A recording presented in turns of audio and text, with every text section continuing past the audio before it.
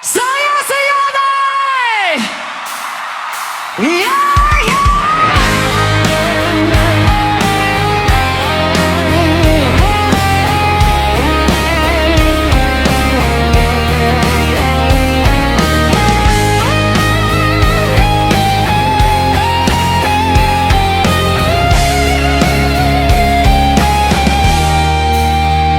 Kalapastangan ang pagsasabi ng mahal kita kung hindi ka naman pala sigurado sa totoong nararamdaman mo, dahil ang salitang iyon ay hindi laruan, hindi pa nakiputas sa takot na mag-isa.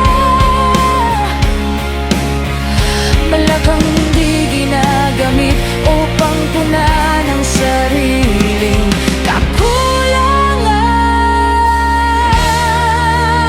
Ang mahal kita ay pangako na kapag sinabi mo, handa kang maging malinaw, maging tapat at manindigan.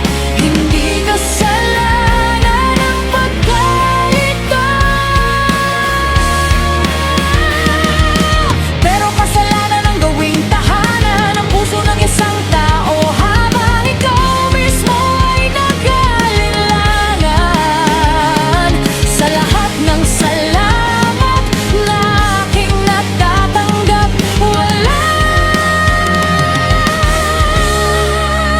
yun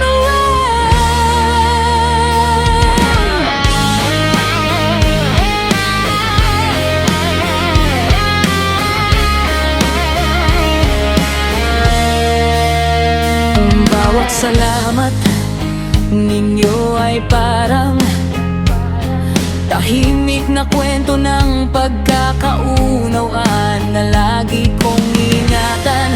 Mas masarap sa puso ang makatulong, lalo na kapag alam kong may naibahagi akong munting ginhawa sa inyo, at ang tunay na gantimpala ko'y makita kayong payapang masaya. Ang pinakamahinam na paghingi ng tawad ay ang pagbabago, hindi puro parago. Kapag nagkakamali ka, matuto kang magbago. Pahalagahan mo rin ang taong palagi kang inuunawa, sapagkat hindi lahat ay may mahabang pasensya para manatili sa piling mo. Mahal, minamahal, at araw-araw kitang mamahalin.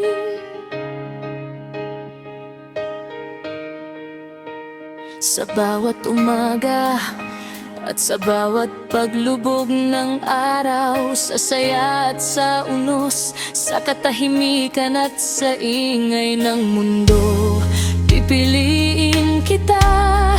Ang pagmamahal ko sa'yo ay hindi lamang damdamin, kundi desisyon. Araw-araw, muli at muling pipiliin kita.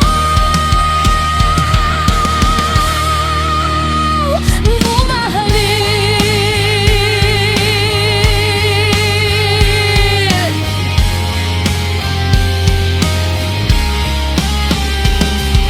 Tahimik nating ipanalo ang lahat ng plano. May mga laban na hindi kailangang ipakita. May mga tagumpay na mas ligtas kapag hindi ipinangako sa iba. At may mga pangarap na mas nagkakatago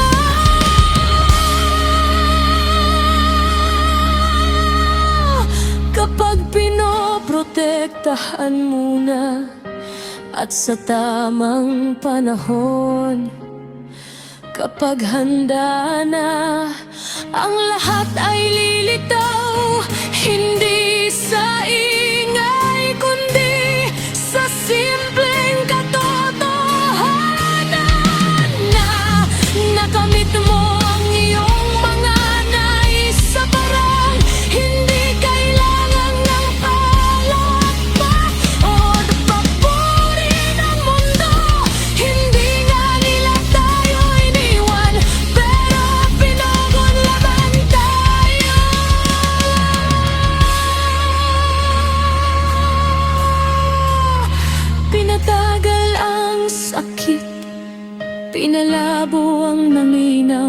Hinayaang tayo ang laging umunawa hanggang sa naubos tayo.